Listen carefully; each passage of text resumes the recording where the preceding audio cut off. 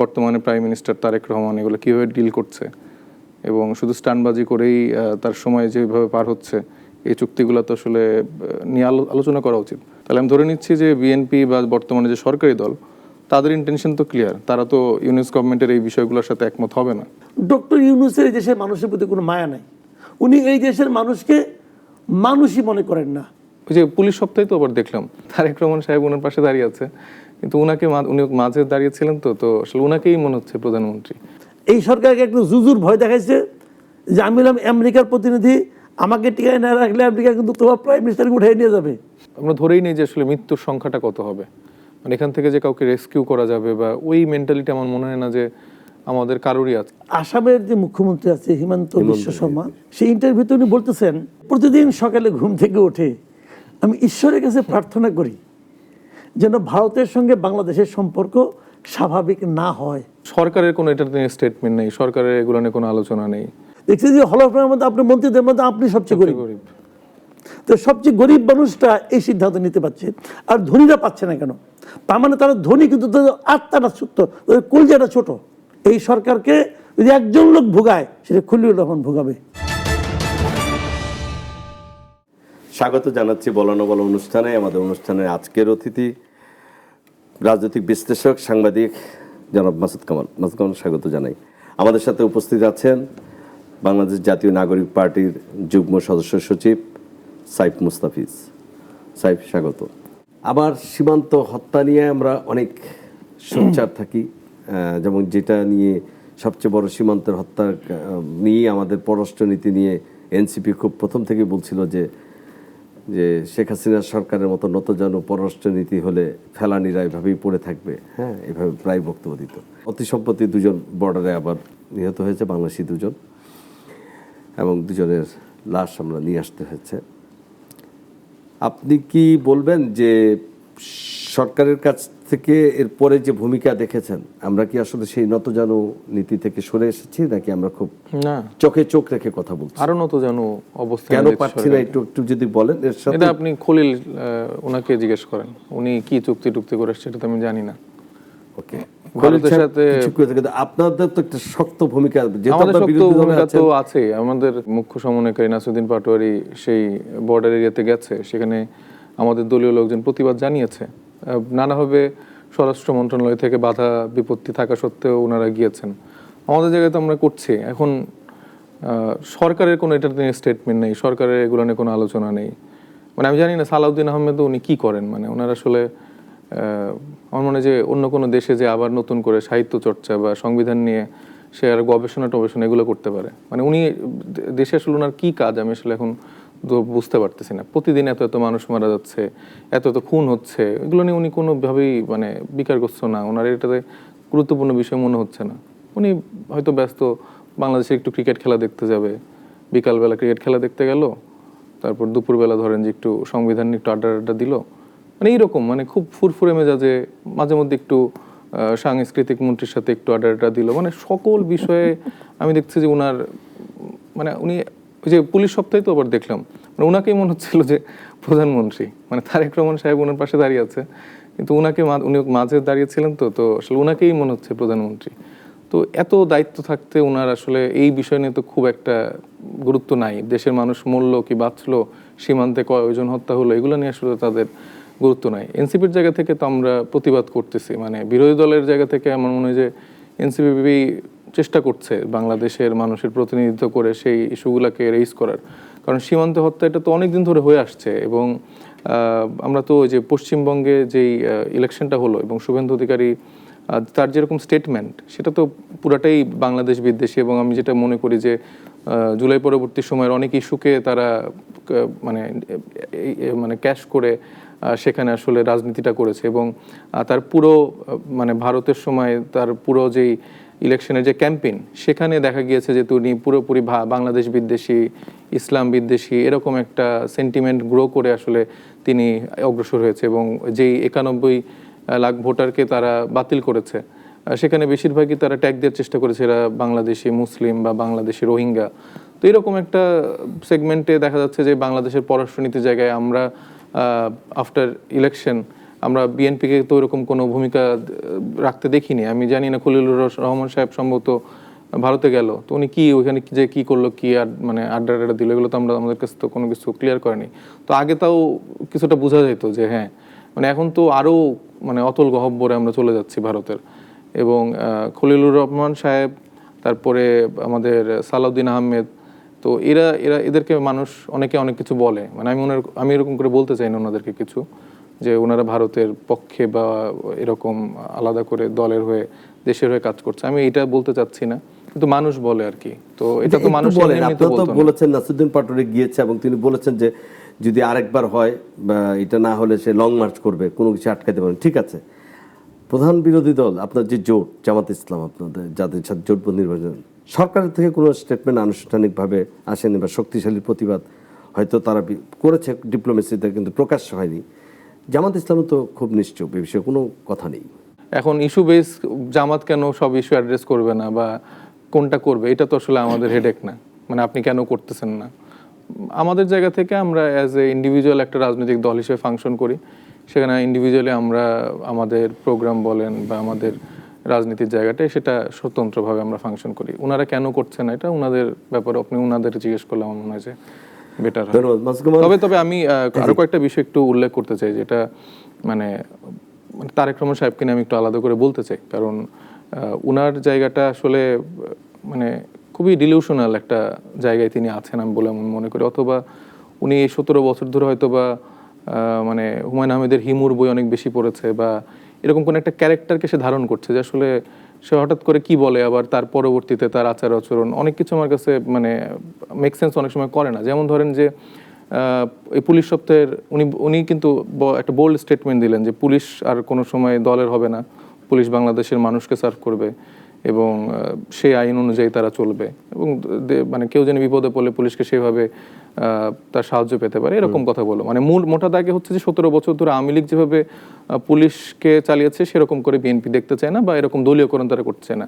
কিন্তু আমরা দেখলাম যে ঢাকা ডিভিশনের ডিআইজি উনি তো প্রায় 20 মিনিট বক্তব্য, তার মধ্যে 14 মিনিট তিনি, আমার কাছে মনে হচ্ছিল যে ছাত্র দলের এই রাকিব বা আবিদ উনি স্কুল জীবনে কি করেছেন, মানে আমার কাছে মনে হলো যে মানে আমি কোনো ছাত্র দলের প্রোগ্রাম দেখছি কিনা।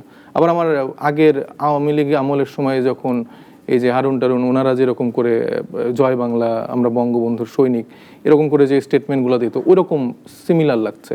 তো আপনি মানে আপনি যদি এখনকার পদানগুলো দেখেন, এই সবগুলো একই কথা বলবে যে আমরা 17 বছর ধরে এই শহীদ জিয়ার আদর্শে ছিলাম বলে, তারেক জিয়ার আদর্শে ছিলাম বলে আমরা পদবঞ্চিত ছিলাম, ওএসডি ছিলাম, বান্দরবনে ছিলাম, এখানে ছিলাম, এখানে ছিলাম, তাই আমাদের এখন পদায়ন করতে হবে। মানে এটা এরকম না যে ওনারা বলতেছে আমাদের মেরিট ছিল বা আমাদের ওই যোগ্যতাটা ছিল।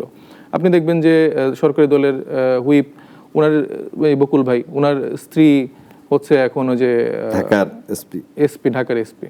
তো তাহলে আলাদা কি হলো? মানে তারেক রহমান নিজে বলতেছে যে আমরা দলীয়করণ করব না। আমি খালি দুইটা বললাম, আপনি একটা একটা করে ধরে দেখেন, প্রত্যেকটা এরকম এই ছোটবেলা থেকে বিশ্বাস করছিলেন যে আমরা আলাদা হতে যাচ্ছি। আমি তো ওনার কথাবার্তা শুনে একটু মনে করছিলাম যে না, উনি হয়তো বা আসলেই সত্যি উনি ক্ষমতায় আসার আগে, হাসিনা রেজিম বিদায় হওয়ার পরে, প্রফেসর ইউনূস আসার পরে, এই 18 মাস যাওয়ার পরেও কি আপনি নির্বাচন আগে মনে হয়েছিল যে এইবার নির্বাচনের পরেই আমরা ডেফিনেটলি, কারণ আমার তো মনে হয়েছে যে ওই যে 3 মাসের মধ্যে যে ইলেকশন দেওয়া হয় নাই, এই জন্য দেশে ধরেন যে সব ওলট পালট হয়ে দেশে এত সমস্যা হয়ে, মানে নির্বাচিত সরকার আসলে আমি যেটা বুঝতে পারছিলাম যে সব পরিবর্তন হয়ে যাবে, সব জায়গায় চেঞ্জ হয়ে যাবে। এবং আবার এই যে তারেক রহমান সাহেব আবার এই যে কালকে ঢাকা বিশ্ববিদ্যালয়ে গেলেন, মানে সেখানে যে আবার উনি বলতেছেন যে ঢাকা বিশ্ববিদ্যালয়ের র্যাঙ্কিং তো আসলে বেশ পিছিয়ে যাচ্ছে, এর কারণ মূলত যে শিক্ষক নিয়োগের যে প্রক্রিয়া সেটাতে অনেক রাজনৈতিকভাবে হয়, দলীয়করণ হয়। কিন্তু উনি ওনার পাশে বসে রাখছে তার দলের একজন দলীয় কর্মী বা একজন শিক্ষককে, যাকে উনি ভিসি বানাইছেন। আবার প্রত্যেকটা আপনি এখন দেখবেন প্রত্যেকটা বিশ্ববিদ্যালয় এখন এই বিএনপির আদর্শিক জায়গায় যারা ছিলেন তারা এখন সব ভিসি হচ্ছে। তো এই যে এই ডেলুলুপনা, তার মধ্যে একটা স্টেটমেন্ট দিচ্ছে কিন্তু কাজ ডিফারেন্ট। তো এটা দুইটা জায়গায় কথা বললাম, এরকম ধরে ধরে আপনি আরো অনেকগুলো জায়গা পাবেন, উনি বলতেছে একরকম কিন্তু ওনার কাজ পুরো ডিফারেন্ট। আমি আসবো আপনার কাছে। মাজেদ কামাল ভাই, আপনি নিশ্চয়ই সহ আলোচকের আলোচনা শুনলেন। আমার যে প্রশ্ন ছিল সেই প্রশ্ন থেকে এটা আমি হয়তো পরে আনতাম।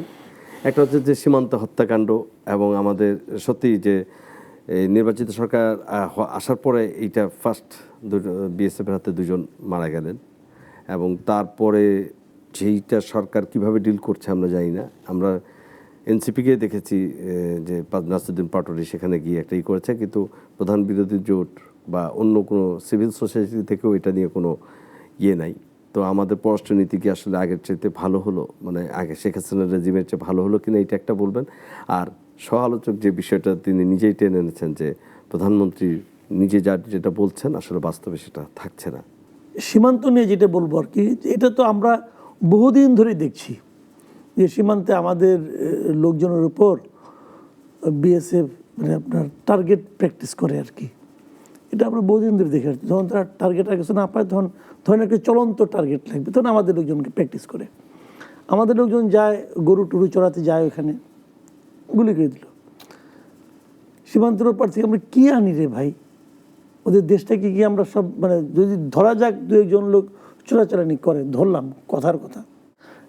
আধুনিক বিশ্বে সীমান্তটা কি এভাবে আসে? আপনি জান না, ইউরোপিয়ান কান্ট্রিগুলোতে যান না, কি হয় এক পায়ে এই পাশে সীমান্ত ওই পাশে সীমান্ত, এই যে পাশের লোক যে ওই পাশে যে বাজার করে অত দূর যাওয়া তো কেন? আপনি সিঙ্গাপুরে যান না, সিঙ্গাপুরের লোকজন মালয়েশিয়া থেকে বাজার করে নিয়ে আসে ভাই। এটা কি ভাই? মানে এরকম মানে রিজিড হয়ে গেলে তো সমস্যা। তো ঠিক আছে, আমি খুব খুশি হয়েছি যখন শুনলাম যে শুভেন্দু অধিকারী সাহেব উনি এখন জমি দিচ্ছেন কাঁটাতারে বেড়া দেওয়ার জন্য। বেড়া দিয়ে দেন ভাই, পুরা সীমান্ত ধরে আপনি বেড়া দেন, বেড়া দিয়ে আপনারা বন্দী হয়ে থাকেন, আমাদের কোনো সমস্যা। বেড়া কেন? নদী অঞ্চলে সাপ, বিষাক্ত সাপ আর দেন, সাপ দেন, কুমির দেন, বাঘ দেন, সব দেন, আপনাদের এলাকায় দেন, দিয়ে দেয়াল বানাই দেন, কোনো সমস্যা নেই আমাদের। মানে এই যে আমাদের কি লস? আমাদের লস তো নেই। কাটাতে বেড়া দিবে, দেখ তার টাকায় দিবে, তার জমিতে দিবে, দেখ না, আমার সমস্যাটা কি? মাঝখানে একটু ফাঁকা রাখেন উইন্ডো, যেখান থেকে মাঝে মাঝে পুশ ইন করবেন, পুশ ব্যাক করবেন। অথবা ওই যে শেখ হাসিনা বলছেন একবার যে চট করে ঢুকে পড়বো, যেমন যদি কাটাতারে বেড়া দেবেন ঢুকবে কেমন করে? ওনার ঢোকার জন্য একটু জায়গা রাখেন, এছাড়া আর কি বলবো। উনি তো পোর্ট দিয়ে ঢুকতে পারবে না, কারণ পোর্ট দিয়ে ঢুকতে গেলে ইমিগ্রেশন ফেস করতে হবে। আর ওনাকে আবার শুভেন্দু অধিকারী কিন্তু বলছিল আপনি এয়ারপোর্টে নিয়ে আসবেন, হ্যাঁ এয়ারপোর্টে তাকে স্যালুট দিয়ে নিয়ে যাবে। তো তখন শুনেন আমি একটা কথা বলি, ইলেকশনে জেতার জন্য অনেক অনেক কথা বলে, কিন্তু যখন নাকি ইলেক্টেড হয়ে যায় তখন তারা বাস্তবতাটা বুঝে। একটা রাষ্ট্রের সঙ্গে একটা রাষ্ট্রের কথাবার্তা এভাবে বলা যায় না, এটা বলা উচিত না। ইলেকশনের জন্য সামনে থাকে ইলেকশন, তো মানুষের শরীর গরম করার জন্য বলে উনি আছে প্রেসিডেন্ট, উনি অমুক তমুক, এগুলি বলে। মানে বেসিক্যালি ওনাদের মেন্টালিটিকে বোঝানোর জন্য একটা ঘটনা বলি আপনাকে। এই এবিপি আনন্দ আছে না, ওদের একটা চ্যানেল, ওদের একটা হিন্দি চ্যানেল আছে কিন্তু এবিপির। সেই হিন্দি চ্যানেলে এই গত মাসের মাঝামাঝিতে আসামের যে মুখ্যমন্ত্রী আছে হিমন্ত বিশ্ব শর্মা, উনি একটা ইন্টারভিউ দিয়েছিল। সেই ইন্টারভিউতে উনি বলতেছেন যে প্রতিদিন সকালে ঘুম থেকে উঠে আমি ঈশ্বরের কাছে প্রার্থনা করি যেন ভারতের সঙ্গে বাংলাদেশের সম্পর্ক স্বাভাবিক না হয়। তো বলছি কেন এটা আপনি চান না কেন? কি চাই নাই কেন? যদি স্বাভাবিক হয়ে যায় তাহলে আমাদের সীমান্ত রক্ষী এবং ওদের সীমান্ত রক্ষীরা খুব ফ্রেন্ডলি আচরণ করে, হ্যান্ডশেক ট্যান্ডশেক করে, তখন আর এখান দিয়ে আমরা কোনো পুশ ব্যাক করতে পারি না। না হলে এই 10 জন 20 জন 40 জনকে আমরা প্রতিদিন পুশ ব্যাক করি। এখন সম্পর্ক খারাপ, এখন আমরা পুশ ব্যাক করতে পারি। সম্পর্ক ভালো হলে পুশ ব্যাক করা যায় না, তখন তো খাতির হয়ে যায়। সেখানে আমার সরকারের কি অবস্থা? তো এইটা হলো গিয়ে আসাম সরকারের মুখ্যমন্ত্রীর চিন্তা, মানে খুবই উদ্ভট চিন্তা আর কি। উনি এটা প্রকাশ করেছেন এবং ওনাকে ওই ইন্টারভিউ যিনি নিয়েছেন তিনি জিজ্ঞাসা করেছেন আপনি যে কথাটা বলছেন এটা কি আপনার কেন্দ্রীয় সরকারের পলিসি? উনি বলছেন আমি আসামের নাগরিক হিসেবে মনে করেছি এটা আমার বলা উচিত, আমি বললাম। তো এটা যদি একজন মুখ্যমন্ত্রীর অ্যাটিটিউড হয়, আমার সঙ্গে যতগুলি সীমান্ত আছে এখন ওদিকে আসাম ধরেন, ত্রিপুরা ধরেন, এখন তো পশ্চিমবঙ্গ, সবই তো বিজেপির। ভাই বিজেপির রাজনীতিটা কি বলেন তো? ধর্মীয় রাজনীতি। বিজেপির রাজনীতি হলো ধর্মভিত্তিক ডিভাইডেড রুলের মতো করে। তারা মুসলিমদেরকে মানে দ্বিতীয় শ্রেণীর নাগরিক মনে করে অথবা নাগরিক মনেও করে না, এগুলো ওদের পলিসি।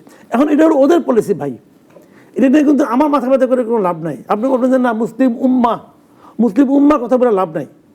গাজায় দেখছি, গাজার মুসলমানের জন্য সারা মুসলিম উম্মা কি করছে এটা দেখছি, সৌদি আরব কি করছে এটাও দেখছি, মিশরটাও দেখছি।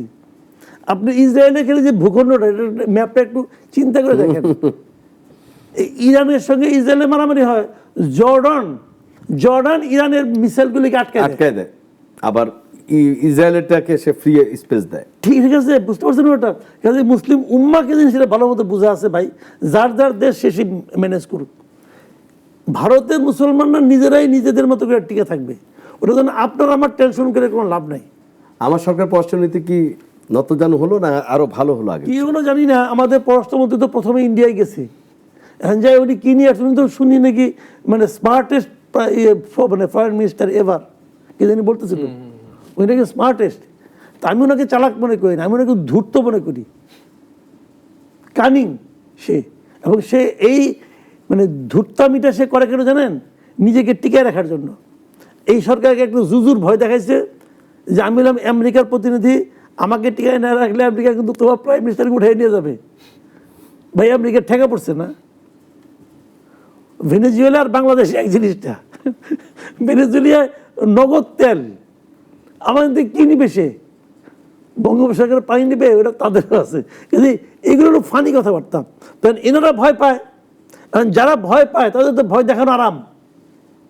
তাদের আমি তো মনে করি যে এই লোকটা কথাবার্তায় কাউকে কোনো পাত্তা দেয় না, গুরুত্ব দেয় না, একটা ধূর্ত উদ্ধত একটা লোক। এবং ইউনূস সরকারের সবচেয়ে বিপজ্জনক লোক ছিল এই লোকটা। তাকে কেন এরা ধারণ করতেছে এটা ভাই আমি বলতে পারবো না। আমার কাছে এখন প্রথম দিন যেদিন তারেক রহমান সাহেব তার ক্যাবিনেটের নাম ঘোষণা করলেন, ওই দিনই আমি প্রশ্ন করছি যে হোয়াই খলিলুর রহমান। এবং আমি বলেছি তারেক রহমান গভর্নমেন্টের যদি মনে করেন খুব ভালো করছে, একটা জায়গায় খারাপ করছে যদি হয়, সেটা হলো খলিলুর রহমান। এবং এর জন্য ওনাকে ভুগতে হবে। এই সরকারকে যদি একজন লোক ভোগায়, সেটা খলিলুর রহমান ভোগাবে। এটা বলে দিয়ে গেলাম, আপনি দেখেন। আচ্ছা মাসুদ ভাই, আপনাকে তো প্রধানমন্ত্রী ডেকেছিলেন কথা বলেছেন, এর আগে আপনি অসুস্থ ছিলেন, ফোন করেছে, এটা একটা সামাজিকতা এবং এটা খুব আন্তরিকতা। আমার একটা প্রশ্ন, এই কথাটাকে আপনি নিশ্চয়ই আপনি কি আলোচনা করছেন সেটা আমি জানতে চাইবো না, কারণ আপনাদের আলোচনাটা আপনাদের মধ্যে থাকুক। খালি একটু জিজ্ঞেস করছে, আপনি একজন রাজনীতি সচেতন মানুষ হিসেবে কি আপনি জিজ্ঞেস করছেন যে হোয়াই খলিলুর রহমান নাকি না? না, এটা আমি জিজ্ঞাসা করিনি মানে আমি ওনার সঙ্গে আমার দুবার দেখা হয়েছে, বেশ কয়েকবার ফোনে কথা হয়েছে। প্রথমে বলে নেই আমি বিএনপি করি না, এটা আমি বলে দিলাম স্পষ্ট। অনেকে বলতে পারছে আমি বিএনপি করি, আমি ভাই জীবনে বিএনপি করি নাই, জীবনে না, আমি জীবনে আওয়ামী লীগও করি নাই। ঠিক আছে, এই জিনিসটা ক্লিয়ার। খলিলুর রহমান উনিও তো কখনো বিএনপি উনি আওয়ামী লীগ করে নাই, কাজে এটা ক্লিয়ার থাকে না, আমি ভাই করি নাই। আর দুই নম্বর কথা হলো, আমি ওই অন্তর্বর্তীকালীন সরকার আমলে অন্তর্বর্তীকালীন সরকারের সমালোচনা করতাম। অনেকে আমাকে বলতো আপনি বোধহয় না পাওয়ার বেদনা এগুলি করতেছেন। হ্যাঁ, তো সেটা আমি বলে রাখি, আমি জীবনে কোনো দিন কোনো সরকারের কোনো সরকারি দায়িত্বে যাব না, যাই নাই, যাব না। দুই একবার যে অফার আসে নাই তা না, বাট আমি যাব না এই কারণে আমি তো ওই কাজটা শিখি নাই। আমি সারা জীবন ধরে আমি ঢাকা ইউনিভার্সিটিতে পড়াশোনা করছি ভাই, যদিও শফিকুল আলম বলে আমি নাকি পড়াশোনা করি নাই, আমি কেমন করে কী দেখাই বুঝতে পারলাম না। আমি ঢাকা ইউনিভার্সিটিতে সাংবাদিকতা বিভাগে পড়াশোনা করছি, আমি সাংবাদিকতাটাই শিখছি, সারা জীবন সাংবাদিকতাটাই করছি, রেস্ট অফ লাইফ। আর আসি আর কয় বছর জীবনে তো শেষ প্রান্তে আছি, বাকি কয়দিন সাংবাদিকতাই করবো, এছাড়া আর কিছু করবো না ভাই। এটা হলো বেসিক বটম লাইন। এখন ওনার সঙ্গে আমার দেখা হয়েছে, উনি আমাকে ইনভাইট করেছেন, লাঞ্চের ইনভাইট করেছেন, আমি ওনার সঙ্গে লাঞ্চে অংশ নিয়েছি। আরেকবার এমনি দাওয়াত করেছিলেন, ওটা ইলেকশনের আগে দেশে আসার পর। সেইবার আমি আমার মতো করে আমার বক্তব্যগুলো আমি বলেছি। উনি আমার কাছে জানতে চেয়েছেন, আমার কাছে এই জিনিসটা ভালো লাগছে, উনি আমার কাছে জানতে চেয়েছেন পরের বার যে ওনারা তো সরকার এসেছেন, সাধারণ মানুষ সরকার সম্পর্কে কী ভাবে, কী বলে, অথবা আমি ওনাদের কর্মকাণ্ডকে কীভাবে বিশ্লেষণ করি। আমি যেভাবে টকশোগুলিতে বলি সেভাবেই বলে আসছি যে আপনার সম্পর্কে মানুষ এইভাবে, আপনার মন্ত্রিসভা সম্পর্কে এরকমভাবে। তাও বলি, কি বলছি, যদি জিজ্ঞেস করছেন তাহলে না বললে আমার সমস্যা, বলি সেটা আমি বলছি যে আপনার মন্ত্রিসভাকে আমার কাছে মনে হয়েছে যে তারা আপনার সঙ্গে সিনক্রোনাইজ করতে পারছে না। আপনি যেটা বলছেন হয় এটা আপনি ঠিকভাবে বলছেন না, হয়তো লোক দেখানোর জন্য বলছেন, অথবা যদি মিন করেন সেই মিনিংটা ওনারা ফিল করছেন না। উনি এই কথার জবাব বলছেন যে মাত্র তো শুরু করলাম, আমি আশা করি ঠিক হয়ে যাবে। বাহ, উনি কিন্তু প্রতিবাদ করেন নাই। এবং আমি একদম, উনি বলছেন আপনার কেন মনে হয়েছে, আমি ব্যাখ্যা করেছি যে আমার এই কারণে মনে হয়েছে। ব্যাখ্যাটা বলবো, ব্যাখ্যাটা বলি। তো আমি ওনাকে বলছি, দেখেন আপনি শুরুতে দায়িত্ব নেওয়ার পরে একটা কাজ করছেন, সেটা হলো আপনি বলছেন আপনি সরকারি গাড়ি নেবেন না, সরকারি তেল নেবেন না, সরকারি ড্রাইভার নেবেন না, বলছেন তো ওই কি? হ্যাঁ। আমি এটা বলার মাধ্যমে কি দেশের অর্থনীতি চেঞ্জ হয়ে যাবো? তা তো হবে না। তাহলে আপনি বললেন কেন? আপনি বলছেন একটা এক্সাম্পল ক্রিয়েট করার জন্য। এক্সাম্পলটা কার জন্য? আমার জন্য। আমার তো গাড়ি নেই, এটা তো আমার জন্য করেন নাই। এক্সাম্পলটা আপনি ক্রিয়েট করতে চেয়েছেন আপনার যারা সহকর্মী আছেন ক্যাবিনেটের মেম্বারদের জন্য, করার জন্য। তাহলে এই ক্যাবিনেট মেম্বারটাকে কেউ কি আপনাটাকে ফলো করছে? কেউ করে নাই। একজন লোক মাত্র করছে, কৃষিমন্ত্রী, আর কেউ করে নাই। তো এরা করলো না কেন? দুইটা কারণে করে নাই। একটা কারণ হতে পারে তারা আপনার পাত্তাই দেয় নাই, আর দ্বিতীয় কারণ হতে পারে তারা ভেবেছে আপনি একটা বোকা, আর তারা সব চালাক। কারণ আমি আবার এটাও বলেছিলাম যে আমি আবার ওই হলফনামা চেক করে দেখছি যে এরা কি আপনার চেয়ে গরিব কিনা। হলফনামাতে সবাই সত্য কথা বলে না, তারপরে যতটুকু বলে সেটাকে আমি সত্য ধরে নিয়ে আমি চেক করছি, দেখছি যে হলফনামার মধ্যে আপনার মন্ত্রীদের মধ্যে আপনি সবচেয়ে গরিব। তো সবচেয়ে গরিব মানুষটা এই সিদ্ধান্ত নিতে পারছে, আর ধনীরা পাচ্ছে না কেন? তার মানে তারা ধনী কিন্তু তাদের আত্মাটা ছোট্ট, তাদের কলজাটা ছোট। তো ছোট কলজার লোকদের দেশ চলবে না। উনি বলছেন যে আমি তো ওনাদেরকে জোর করতে পারি না, বাট আমি আশা করি ওনারা করবেন। তারপরে তো করে নাই। কেউ করছে? নির্লজ্জ তো, বেহায়া, জাস্ট নির্লজ্জ। এবং তারা বাকি সবাই প্রমাণ করেছে। প্রধানমন্ত্রী যা বলে বলুক গা, আমার কাজ আমি করে দেবো। কোনো একটা মন্ত্রী, দেখেন আমি কয়েকটা উদাহরণ দেবো, আব্দুল মিন্টু, আমির খসরু মাহমুদ চৌধুরী, এদের কি পরিমাণ টাকা ওরা নিজেরা জানে? এদের গাড়ি কটা বলেন তো? ওরা জানে? একটা সরকারি গাড়ি না নিলে কি হয়? হয়টা কি? সম্প্রতি আমাদের ইন্টারিম সরকারের মৎস্য প্রাণী সম্পদ উপদেষ্টা ফরিদা আক্তার তিনি একটা সেমিনারে বলেছেন যে যে মার্কিন আমেরিকার সাথে বাংলাদেশের যে চুক্তি, যেটা নির্বাচনের 3 দিন আগে স্বাক্ষরিত হয়, এটা নিয়ে এখন অনেক কথা হচ্ছে। তিনি একটা প্রশ্ন করছেন, সংসদে কেন কথা হয়নি এই চুক্তিটা? তিনি তার উত্তরও দিয়েছেন। তিনি বলেছেন এর কারণ হচ্ছে ওই সময় যে রাজনৈতিক দলগুলো ছিল, আজকে যারা সরকারি দল এবং বিরোধী দল, স্পেসিফিক তিনি বিএনপি এবং জামাতের নাম উল্লেখ করেছেন। পরবর্তীতে তিনি আরও অন্যান্য রাজনৈতিক দলগুলোকে, এনসিপি থেকে শুরু করে অন্য রাজনৈতিক দলগুলোকেও তিনি ইঙ্গিত করে কথা বলেছেন যে তারা সবাই জানতো, ইন্টারিম সরকার সবার সাথে কথা বলেছে। আপনার কি মনে হয় মাসুদ কামাল, যে প্রফেসর ইউনূস আসলে সবাইকে ম্যানেজ করে এই চুক্তিটা করেছেন? অর্ধ সত্য, এটা আমার ধারণা। অর্ধ সত্য এই কারণে, তখন একটা প্যানিক তৈরি হয়েছিল যে গার্মেন্ট এই আপনার এক্সপোর্টে 35% ট্যারিফ দিবে, তারপর সেটা কমে আনা হলো 20%, এবং আরও কমানো যায় কিনা এরকম একটা কিন্তু প্যানিক তৈরি করা হয়েছিল। এবং সে প্যানিকটা ছিল, অনেকে ভয় পাচ্ছিল যে আমাদের সবচেয়ে বেশি যে রপ্তানিটা হয় যে খাতে, সেখানে যদি এরকম ট্যারিফ বসে দিলে আমাদের বিশাল একটা লস হয়ে যাবে। এর বিপরীতে তারা একটা চুক্তি করতে চায়। আমার ধারণা তারা মুখে মুখে এটা বলেছিল যে আমরা এই ধরনের একটা চুক্তি করতে চাই, আপনারা কি বলেন? এবং তারা বলছিল আপনারা যদি ভালো মনে করেন তাহলে করেন। আমার ধারণা, কিন্তু এগুলি কিন্তু আমি তো দেখে আসিনি। ওনারা একদম জানতেন না, ওনাদেরকে অন্ধকারে রেখে করেছে আমি তা মনে করি না, কিন্তু ওনারা ডিটেইলে জানতেন এটা আমি মনে করি না। এটা আমি মনে করি না, কারণ ডিটেইলে জানলে পরে হয় কি, এই চুক্তিটা আমি যতটুকু পড়েছি, ডিটেইলে যদি কেউ এটা পড়েন এবং বুঝেন, তাহলে এমন একটা চুক্তি স্বাক্ষর করা কারোর পক্ষে সম্ভব না। আমরা শুনেছি যে ওই শেখ মুজিব সরকারের সঙ্গে, আওয়ামী লীগ সরকারের সঙ্গে ভারতের নাকি একটা চুক্তি হয়েছিল, যেটাকে আমরা 25 বছরের গোলামি চুক্তি বলি, এবং আরও কী কী চুক্তি হয়েছিল। তারও আগে স্বাধীনতা যুদ্ধের সময় নাকি তাজউদ্দিনকে দিয়ে তারা একটা চুক্তি করিয়ে নিয়েছিল, এবং সেই চুক্তি করার আগে নাকি তাজউদ্দিন মানে অনেকে বলে জ্ঞান হারাই ফেলেছিল, অনেকে বলে কিছুক্ষণ স্তব্ধ ছিলেন। তো এটা হয়, একটা সেন্সিবল মানুষ এই ধরনের কোনো একটা দাসখতমূলক চুক্তি করতে গেলে সে কিছুক্ষণ স্তব্ধ হয়ে থাকবে, কোনো সন্দেহ নেই। এটা তারা ডিটেল জানতো, এটা আমার কাছে মনে হয় না। কারণ এটা 32 পৃষ্ঠার চুক্তি, ওনাদেরকে আগে ড্রাফট দিয়েছিল, এবং যারা চুক্তি স্বাক্ষর করেছেন ওনারাই আগে ড্রাফট পেয়ে গেছেন এবং পড়েছেন। আমার তা মনে হয় না। এই চুক্তি করার আগে আমার উপর 20% ট্যারিফ নির্ধারিত হয়ে গেল, এবং ট্রাম্প সরকারের যে এই নির্বাহী আদেশে তিনি যে ট্যারিফটা বসালেন, সেইটাও পরবর্তীতে আদালতে, মার্কিন সুপ্রিম কোর্টে এটা বাতিল হয়ে গেল। তারপরে আমি ঠিক যে চুক্তিটা করলাম আমেরিকার সাথে, এই চুক্তি করার কারণে আমাকে মাত্র 1% কমালো। মানে এই 1% কমানোর জন্য কি এই চুক্তিটা চুক্তিটা যারা করেছেন, ডক্টর খলিল ছিলেন সেখানে, শেখ বশির ছিলেন ওখানে, এবং প্রচ্ছন্নভাবে ডক্টর ইউনূসও ছিলেন। এরা সবাই আসলে ওই 1% 2% লাভ ক্ষতি এগুলি হিসাবই করেন নাই। ওনাদের হিসাব ছিল একটা, যে আমি আমেরিকাকে খুশি করব, যে আমেরিকা যা বলবে আমি তা করে আমি প্রমাণ করব যে আমি আপনার অনুগত। এই চুক্তির যে ক্ষতি যেটা হয়েছে বলছেন, আমি মনে করি এটা ক্ষতি না, সরকার চাইলে এই ক্ষতি থেকে বেরিয়ে আসতে পারে। কারণ এই চুক্তি হয়েছে, চুক্তি কিন্তু এখনো কার্যকর হয় নাই। এই চুক্তির মধ্যে কিন্তু বলা আছে যে এই চুক্তিটা হওয়ার পর দুই দেশেই তারা আইনগতভাবে এটা নিয়ে আলোচনা করবে যে আইনগতভাবে কোনো ঝামেলা আছে কিনা। ওরাই তো কার্যকর করতে পারবে না, আমার যেটা ধারণা, ওদের আইনগতভাবে যেটা ঝামেলা আছে যদি এরকম থাকে আর কি, যে এই চুক্তি কার্যকর এখনো হয় নাই, প্রথম কথা। দ্বিতীয় কথা হলো, কার্যকর যদি হয়েও যায় তারপরেও এই চুক্তি কিন্তু 60 দিনের নোটিশে বাতিলও করা যাবে।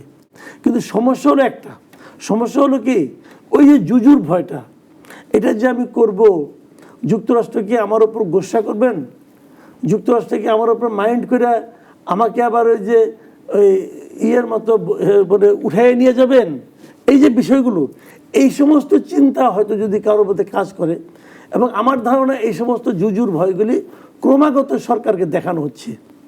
সরকার যদি একটু স্মার্ট হয়, একটু নিজের যোগাযোগ করে, তাহলে ওই একজন লোক কি বললো না দুইজন লোক কি বললো এটার উপর তারা ডিপেন্ড করবে না। আপনি বছরে $350 মিলিয়ন কৃষি পণ্য আপনাকে যুক্তরাষ্ট্র থেকে আমদানি করতে হবে। তাহলে আপনি যদি এটা আমদানি করতে যান, এই আমদানি আপনি কী করবেন? আপনি যুক্তরাষ্ট্র থেকে কৃষি পণ্য যে দামে কিনবেন, কিন্তু আমাদের এখানে এটা বাজারজাত করতে পারবেন। আর আমার কৃষি পণ্যের কি হবে? আমার কৃষি এটা পারবেন না আপনি। আচ্ছা, ওষুধ খাতে যেটা বলছে তারা, সেটা হলো গিয়ে যে জেনেরিক নামে কোনো ওষুধ বিক্রি করতে পারবেন না। আমি জেনেরিক নাম না, যদি আপনার ট্রেড নামে করি, ব্র্যান্ড নামে করি, আমি ওষুধ এটা কিনতে পারবো? তখন আপনার নাপা পাবেন না, আপনাকে প্যানাডল কিনতে হবে। আপনার 75 পয়সা নাপা আপনাকে কিনতে হবে 20 টাকা দিয়ে, আপনি কিনতে পারবেন ভাই? খালি বললে তো হবে না। FDA যদি কোনো কিছু অনুমোদন করে দেয়, সেটা আমাদের এখানে BSI আর টেস্ট করতে পারবে না। কারণ FDA যেটা অনুমোদন করবে ওইটা কি আমার জন্য গ্রহণযোগ্য হবে? বলবে না এটা স্বাস্থ্যের জন্য ক্ষতিকর না। হ্যাঁ, অক্ষতিকর না, বাট রিলিজিয়াস একটা ব্যাপার স্যাপার তো আছে। সাইফুস তাবিজ, আমরা মূলত আপনাদের কাছে একটা দারুণ স্লোগান অনেকদিন পরে আমরা শুনেছি, দিল্লি না ঢাকা, দিল্লি না ঢাকা। আমরা বলেছি ঢাকা ঢাকা। অবশ্যই আমরা যারা দেশপ্রেমিক নাগরিক সবাই এটা বলবে। ইউনিট সরকার নিজেই বলেছেন আপনারা তার নিয়োগকর্তা ছিলেন, মানে আপনারাই তাকে নিয়োগ দিয়েছিলেন। যাকে নিয়োগ দিলেন তারা এমন একটা চুক্তি করলো যেটা এখন কি আমরা বলবো ঢাকা না আমেরিকা, ঢাকা না আমেরিকা? আমরা কি বলবো আমেরিকা আমেরিকা? ধন্যবাদ আপনাকে, আমার বিজ্ঞ সমালোচক এবং যারা টিভির পর্দায় দেখছে তাদেরকে শুভেচ্ছা জানাচ্ছি। হ্যাঁ, কিছু ক্ষেত্রে আপনি বলতেই পারেন যে ঢাকা না মানে আমেরিকা, আবার সেটা লন্ডনও হইতে পারে। এখন ঘটনা তো আসলে অনেকভাবেই ঘটে, এবং ইন্ট্রিম গভর্নমেন্টের যারা পার্ট ছিলেন, একজনের কথা কোট করেই বললেন, সেও তো ইন্ট্রিম গভর্নমেন্টের পার্ট ছিল। তো তাদের মনে যেরকম আক্ষেপ, তার মানে নিশ্চয়ই ফুল বডি এই ডিসিশনগুলো নেওয়ার ক্ষেত্রে সেই ভূমিকাটা রাখতে পারেনি। নিশ্চয়ই এখানে কিছু গুরুত্বপূর্ণ ব্যক্তি বা কিছু ইনফ্লুয়েন্সিয়াল লোকজনই আসলে এই ডিসিশনগুলো মেক করার ক্ষেত্রে তারা সামনের থেকে ছিল, এবং যারা ছিল তারা এখন এই সরকারও খুব গুরুত্বপূর্ণ পদে আছেন। এবং আমার সমালোচক যেটা বললেন যে এই চুক্তি রিভিউ করার সুযোগ আছে, বাতিল করার সুযোগ আছে, তো এই অপরচুনিটিগুলো থাকার পরেও আমাদের কেন মনে হচ্ছে যে আসলে এটা তো বাতিল হবে না বা নাও হতে পারে। তো এইটার দায়ভার যদি পুরোপুরি একটা বিশেষ সময়ে গঠিত হয় ইন্ট্রিম গভর্নমেন্ট, যার নিয়োগকর্তা আমরা বলতে আসলে, হ্যাঁ ডেফিনেটলি আমি সেটাই বলছি, আমরা বলতে বাংলাদেশের মানুষ, নাহিদ ইসলাম বলেন বা সেই সময় যে গণঅভ্যুত্থানের ছাত্র তরুণ যারা সামনের থেকে ছিল, তারা তো শুধুমাত্র ইন্ডিভিজুয়াল এনসিপিকে বা কোনো একটা দলকে তখন রিপ্রেজেন্ট করছিল না। তারা একটা গণঅভ্যুত্থানের মধ্য দিয়ে সামনে থেকে লড়াই করেছে বা নেতৃত্ব দিয়েছে, সে জায়গা থেকে পুরো বাংলাদেশের মানুষকে রিপ্রেজেন্ট করছে, এবং যেই সিদ্ধান্তগুলো তারা নিচ্ছিল তাদের হয়েই নিচ্ছিল। তো সেই জায়গা থেকে আমার মনে হয় যে মেটাফরিক ওয়েতে হয়তো বা উনি কথাটা বলেছেন। কিন্তু ওই যে যেটা বললাম যে একজন ব্যক্তি বলেছেন যে আসলে ওনাকে জিজ্ঞেস করা হয়েছিল সম্ভবত যে আপনি কিভাবে এই সরকারের পার্ট হলেন, বলছে আমি কি আসছি নাকি, আমাকে তো নিয়ে আসা হয়েছে। তো এই কথাটা বলেছে হচ্ছে খলিলুর রহমান সাহেব, বর্তমানে যিনি পররাষ্ট্রমন্ত্রী আছেন। তিনি আবার গত ইন্ট্রিম গভর্নমেন্টের সময়ও আসলে নিরাপত্তা বিষয়ক উপদেষ্টা ছিলেন এবং গুরুত্বপূর্ণ ভূমিকা পালন করেছেন এবং নির্বাচনে 3 দিন আগে এরকম একটা চুক্তি স্বাক্ষরিত হয়েছে এবং সেখানে তার একটা বড় ভূমিকা ছিল, এটা সবাই আসলে বলছে বা আমরা নানাভাবে জানতে পারছি। তো এটা তো এই যে বললাম যে আমেরিকা বা লন্ডন, ঢাকা না লন্ডন, এখন এরকম অনেক স্লোগানই এখন আসতে পারে এবং সেই জায়গাটা আসলে ডিপেন্ড করছে আসলে বর্তমানে প্রাইম মিনিস্টার তারেক রহমান এগুলো কীভাবে ডিল করছে এবং শুধু স্টানবাজি করেই তার সময় যেভাবে পার হচ্ছে এই চুক্তিগুলো তো আসলে নিয়ে আলোচনা করা উচিত। সংসদে তো শুধু বিরোধী দলের যে আলোচনার কথাবার্তা এসছে তাদের ধরে নিলাম এটা আসলে ইন্টারিম গভর্নমেন্টের ইউনুসের দেয়া ফাঁদ, তাহলে তো এই বিষয়ে তারেক রহমানেরও কথা বলার কথা। মানে আমি ধরে নিলাম যে বিরোধী দল সম্পূর্ণ ব্যর্থ এই জায়গাটা, এই বিষয়টা নিয়ে তারা ব্যর্থ, তারা ভয় পাচ্ছে বা তারা এটার সাথে জড়িত। তাহলে আমি ধরে নিচ্ছি যে বিএনপি বা বর্তমানে যে সরকারি দল তাদের ইন্টেনশন তো ক্লিয়ার, তারা তো ইউনিস গভর্নমেন্টের এই বিষয়গুলোর সাথে একমত হবে না, তাহলেও তারাও কেন চুপ আছে? ডক্টর জাহিদুর রহমান তিনি বলেছেন যে এই চুক্তিটা পর্যালোচনা করা হবে কিন্তু এই চুক্তিটা বাতিল করার কথা বলা যাচ্ছে না, কারণ উনি যেটা আসলে বোঝাতে চেয়েছেন যে চাইলে এটা বাতিল, যদিও একটা অপশন আছে যে 60 দিনের একটা নোটিশ দিয়ে এটা বাতিল করা যায়, কিন্তু এই চুক্তিটা বাতিল করাটা খুব সহজ নয়, এটা কিন্তু উনি কথাটা বুঝিয়ে দিয়েছেন। উনি বলেছেন আরেকটা ধারায় আছে যে আলোচনা করে কিছু মডিফাই করা যেতে পারে। তার মানে বোঝা যাচ্ছে যে চুক্তিটা বাতিল করার সরকারের কোনো ইচ্ছা বা কোনো মানে আসলে কোনো সম্ভব কিনা, সম্ভব যেটা সম্ভব মানে সরকারকে চাইতে হবে, সরকার চাইবে কিনা চাইবে না। এখানে একটা যে বলি এনসিপির সাথে কি আসলে সরকার কথা বলেছিল বলে আপনি মনে করেন? আমি যতটুকু জানি যে অফিসিয়ালি আমাদের দলের সাথে এরকম কোনো আলোচনা হয়নি। এত বড় একটা চুক্তি যখন হয়ে গেল এবং অনেক দিন থেকে কিন্তু আলোচনা হচ্ছে এবং ডে বাই ডে যখন এটা প্রকাশিত হলো যে আমরা খুব একপাক্ষিক চুক্তি হয়েছে এবং আমাদের উপমহাদেশের বা ভৌগোলিক অবস্থানকেও চিন্তা করে সে চুক্তিটা হয় নাই। আমরা চীন আমাদের অনেক বড় একটা উন্নয়নের অংশীদার বা বাণিজ্য অংশীদার, এটা অস্বীকার করার উপায় নেই। সেখানে যে পরিমাণ টাকার অস্ত্র কেনার কথা বলা হয়েছে, বোয়িং কিনতে হবে যে পরিমাণ বলা হয়েছে, মেনশন করা আছে, তো আরও তো অন্যান্য জিনিসপত্র আছে। এই চুক্তিটা নিয়ে এনসিপির আনুষ্ঠানিক কোনো এখন আমরা বক্তব্য পেলাম না, আমরা আনুষ্ঠানিক বিবৃতি দিয়েছি আমাদের জায়গা থেকে, অফিসিয়ালি আমরা এটার বিরুদ্ধে প্রতিবাদ জানিয়েছি। আমরা পাবলিক ফোরাম বা যে কোনো জায়গায় স্পেসে আসলে কথা বলছি, যেটা বললেন অফিসিয়ালি কোনো আনুষ্ঠানিকভাবে কোনো প্রোগ্রাম করেন, হ্যাঁ এটা এখনো হয়নি, তবে আমরা আসলে পরিকল্পনা করছি, কারণ দেশের ধরেন যে অনেকগুলো ইস্যু আসলে চলমান, তো আমরা চেষ্টা করছি সবগুলো অ্যাড্রেস করার এবং এটা বাংলাদেশের মানে অন্যরা হয়তো বা স্লোগান দিতে পারে যে সবার আগে বাংলাদেশ, বাট আমরা অ্যাকচুয়ালি ধারণ করি ব্যাপারটা যে বাংলাদেশের স্বার্থ সংশ্লিষ্টটা রক্ষা করে যেই কাজগুলো করা উচিত সেটা এনসিপি করতে চায়। ভুল ত্রুটি আমাদেরও আছে, মানে একবারে যে আমরা ভুল ত্রুটি করি না তা না, তো আমরা চেষ্টা করছি সেগুলো অ্যাড্রেস করে বাংলাদেশের মানুষের কাছে সামনে এনে আসলে সেগুলোকে বেগবান করা। মাসুদ ভাই, আমাদের আরেকটা ইস্যু খুব দিনকে দিন খুব বেদনা, খুব কষ্টের, খুব যন্ত্রণার হয়ে যাচ্ছে। যখন সংবাদে আমরা গণমাধ্যম করে আপনি প্রতিদিনই খবর দেখেন, দিন শেষে যখন আমাদের শুনতে হয় যে হামের উপসর্গ নিয়ে আরও 7 জন 8 জন 10 জন 400 ছাড়িয়ে গেছে, মানে এটা একটা দেশের একটা নীরব মানে ঘাতক হয়ে আমাদের শিশুরা সামনে বেঁচে থাকলে কি হতো আমরা কেউ জানি না, কিন্তু আমাদের বলা হয় শিশুরা আগামী দিনের ভবিষ্যৎ। মানে এইটার ইম্প্যাক্ট কোথায় গিয়ে পড়ছে এবং এইটা আসলে এইটা কোনো জবাবদিহি নাই, কোনো অনেক চাপে আলোচনার পর গণমাধ্যমে লেখার পরে কালকে একটা বিবৃতি পেলাম যে এটা একটা মানে তদন্ত করে দেখা যেতে পারে, কিন্তু এটা নিয়েও যে ওই সময় যারা আসলে দায়ী, আপনি যদি একটা দুর্নীতি না করেন, আপনার কর্মকর্তা দুর্নীতি করে আপনি যদি স্বাক্ষর করে থাকেন, তার মানে আপনি সমান অপরাধী। আপনি রাষ্ট্রের দায়িত্ব নিয়েছেন, ওত নিয়েছেন যে আমি রাষ্ট্রের সকল দায়িত্ব আমি পালন করব। যে স্বাস্থ্য উপদেষ্টাকে নিয়ে শুরু থেকে মানে প্রচুর সমালোচনা, সেই স্বাস্থ্য উপদেষ্টাকে নিয়ে পুরো কাজ সমাধান করা হলো পুরো ইন্টারিম সরকারের সময়, এবং এই যে হামের টিকে একটা চেইন লাইন ঠিক রাখতে হয়, একটা কন্টিনিউয়াস প্রসেস, ভিটামিন এরও অভাব এতদিন হলো না। মানে আপনার কি মনে হয় সরকারের কোথায় এগুলোকে তদন্তের মুখোমুখি আনা, মানে কোথায় দুর্বলতাটা? ধরেন কোনো একটা যদি দুর্নীতি হয়, কোনো একটা অনিয়ম হয়, তাহলে সেটার তদন্ত হওয়া উচিত, বিচার হওয়া উচিত, এবং সেই দুর্নীতিটা অথবা অনিয়মটা কোন আমলে হয়েছে, কার মাধ্যমে হয়েছে, এর সঙ্গে কারা জড়িত, এগুলো কিন্তু মানে আপনার এগুলোর দিকে তাকানো উচিত না, তাই না? সেগুলো যদি আমার চাচা হয়, মামা হয়, হতে পারে, বাট সে তো দুর্নীতিটা করেছে, এটা এক্সপোজ করা উচিত এবং এর একটা জাজমেন্ট হওয়া উচিত, তো ইনকোয়ারিও হওয়া উচিত। এখন কে করেছে না করেছে আমি আপনি হয়তো সুইপিং কমেন্ট করতে পারি, বলতে পারি অমুক করেছে, তো আমার হাতে তো প্রমাণ নাই, আমি তো প্রমাণ করতে পারছি না। তো সরকারের উচিত, তারা তো সমস্ত ইনস্ট্রুমেন্ট তার কাছে আছে, সে সব জানে যে কোথায় কোথায় ঝামেলাটা হয়েছে। এক একজন দেখি এক এক রকম বক্তব্য দিচ্ছে। মাঝখানে দেখলাম যে ওই শফিকুল আলম যে ভদ্রলোক ছিলেন আগের সরকারের কি প্রধান উপদেষ্টার প্রেস সচিব, উনিও দেখছি ইদানিং বক্তব্য দিচ্ছেন যে ওনাদের কোনো দোষ নাই, ওনারা নাকি টাকা বাঁচিয়েছেন না, ফ্যান্টাস্টিক জব করেছে তারা। তো এখন এগুলো তারা বলতেছে সবাই যেহেতু নিষ্পাপ, তো পাপী হলো কে? পাপী হলো শিশুগুলি আর এদের বাবা মারা। এছাড়া তো আমি আর পাপই দেখি না, আপাতত অপরাধী আর দেখি না। কিন্তু তো এখন বলতে হয় যে ওরাই তো শাস্তি পাইছে, ওরা পাপ করছে, ওরা শাস্তি পাইছে, এখন হিসাবটা কেমন এইভাবে করবেন?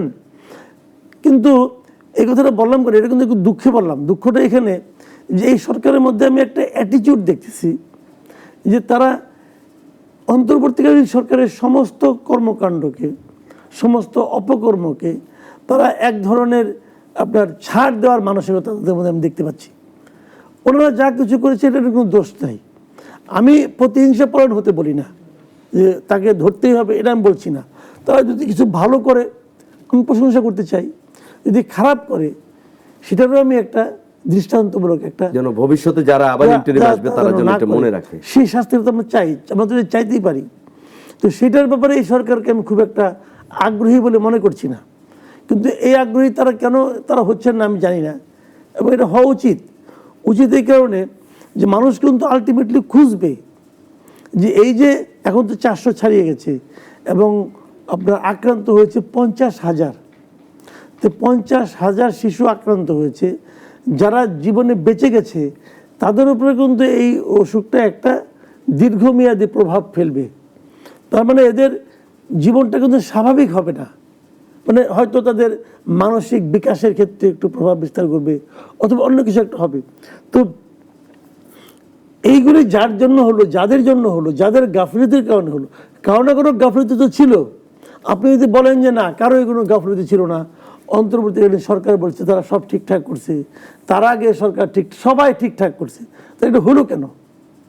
হামে তো আমরা কখনো শুনিনি এত লোক আক্রান্ত হয় বাংলাদেশে। হামে এর আগে মানে 20-25 জন লোক বছরে আক্রান্ত হতো কিনা সন্দেহ।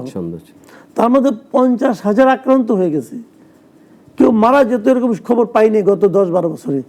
এইবার তো মূল্য 400 ভাই। তো কোনো না কোনো একটা গাফলতি কোথাও হয়েছে, সেই জায়গাটা কোথায় সেটা খুঁজে বের করেন, বের করে তার শাস্তি দেন। আমি ধরে নিলাম যে এটা অন্তর্বর্তীকালীন সরকারের আমলেই এই গাফলতিটা হয়েছে। ওটা যদি গাফলতি হয়ে থাকে, অন্যায় হয়ে থাকে, তাদেরকে আইডেন্টিফাই না করাটা হলো এই সরকারের অন্যায় অবশ্যই। আচ্ছা, আর এখানে আরেকটা পার্ট আছে। আরেকটা পার্ট হলো হাম কিন্তু হামে মারা যাচ্ছে, ঠিক আছে, কিন্তু হাম কিন্তু এমন কোনো রোগ না এটা হলেই মরবে।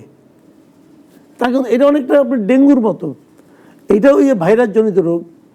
ডেঙ্গু তো প্রথম দিকে হলেই মারা যেত, শেষ দিকে কি হয়েছে, আমরা ডেঙ্গু ম্যানেজমেন্ট করা শিখে গেছি যে কীভাবে ডেঙ্গু রোগীদের ম্যানেজ করতে হয়। হামের রোগীদের কিন্তু ম্যানেজমেন্টের ব্যাপার আছে। আপনি যদি ম্যানেজমেন্ট ঠিকঠাক মতো করতে পারেন, হাম কোনো মরণঘাতী রোগ না রে ভাই, এটা বলে লাভ নাই, এটা আমরা জানি মোটামুটি। তো এখন এই সরকারের মধ্যে কি আপনার এই সরকারের স্বাস্থ্য মন্ত্রণালয় অথবা যারা আছেন তারা কি হামের এই রোগটাকে ম্যানেজমেন্টের জন্য খুব সিরিয়াসলি উদ্যোগ নিয়েছেন? আমার কাছে মনে হয় না। প্রত্যেকটা জেলায় কিন্তু হাসপাতাল আছে, আমাদের বড় বড় হাসপাতাল আছে।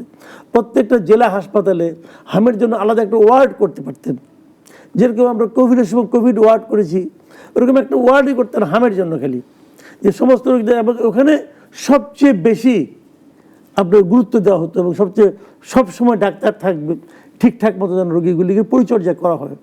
সেরকম করা হলে তো এত লোক মরার কথা না রে ভাই, সেটা আমরা করতে পারিনি। বলবেন যে না গ্রামের লোক বোঝে নাই, একদম নিউমোনিয়া বাধায় পরে নিয়ে আসছে, এরকম হয়েছে কিন্তু অনেকটা। তো গ্রামের লোক বোঝে না, তো প্রচারটা আপনি করতেন, আপনি তো প্রচারণাও সেরকমভাবে চালাতে পারেন নাই, আপনি তো গুরুত্ব দেন নাই। আমি এই স্বাস্থ্যমন্ত্রীকে দেখেছি দায়িত্ব নেওয়ার পর বিরাট বিরাট ডায়লগ দিছে যে এখন থেকে রুগীরা ডাক্তারের পেছনে দৌড়াবে না, ডাক্তাররাই রুগীর পেছনে দৌড়াবে। তো এখন ডাক্তারদের ওই দৌড়টাকে থামাতে বলেন। আমার মনে হয় ডাক্তারের মধ্যে ওই রুগীর পেছনে দৌড়াতে দৌড়াতে রুগীদেরকে ধরতে পারছিল না, সব ডাক্তার দৌড়াদৌড়ির মধ্যে ছিল। তো তাদেরকে না এই হামের রুগীর পেছনে একটু দৌড়াতে বলতেন। তো এগুলি ধরেন কি কথা ফুল ঝুড়ি ছুটিয়ে কোনো লাভ নেই ভাই, কাজ করে দেখান। এই দায়িত্ব সরকারকে নিতে হবে। আপনি ঠিক আছে, আমি বললাম তো ভাই, দায় ওই সরকারে আছে, ওদের বিচার করেন। এই সরকারের দায়িত্ব ছিল দুটো, এক নম্বর হলো কার্যন্যটা হলো তাদের বিচার করা, আর তারও আগে রুগীগুলিকে ঠিক মতো হ্যান্ডেল করা। এবং তারা দ্বিতীয় কাজ হ্যান্ডেল করতে পারে নাই, আর প্রথম কাজটা করবে কিনা আমি এখনো বুঝতে পারছি না।